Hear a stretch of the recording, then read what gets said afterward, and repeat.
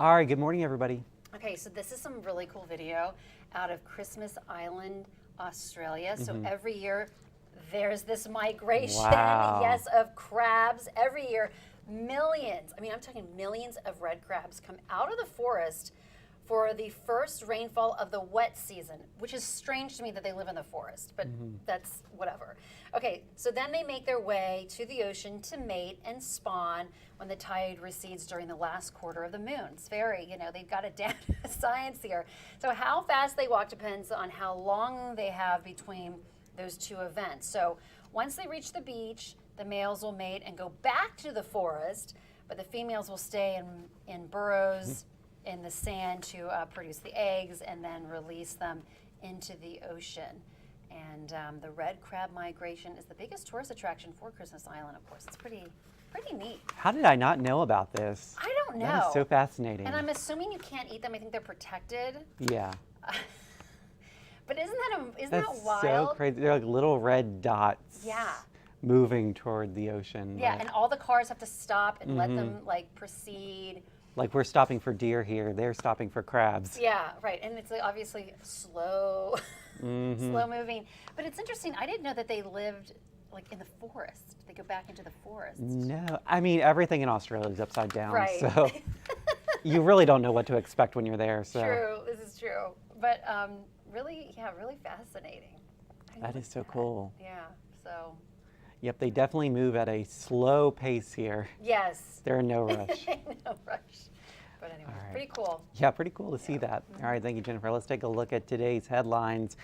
Mixed reactions over at UVA to the new deal between the school and the DOJ. The terms are simple. UVA drops DEI and eventually the DOJ will drop its investigations. The president of the Jefferson Council calling it an excellent outcome. However, a member of a professors union says the agreement is a wolf in sheep's clothing. Governor Youngkin has declared a state of emergency over SNAP benefits. This comes as the government shutdown threatens food stamps for people across the state. More than 850,000 Virginians rely on the program. The declaration allows the governor to use emergency funds to help those in need. The former Stonewall Jackson statue from Charlottesville is now the centerpiece of a major art exhibit in Los Angeles. Take a look. Artist Kara Walker radically transformed the Confederate monument, as you can see here. It was removed from Court Square after years of legal battles and community debate. Curators call the new work a powerful statement on white supremacy.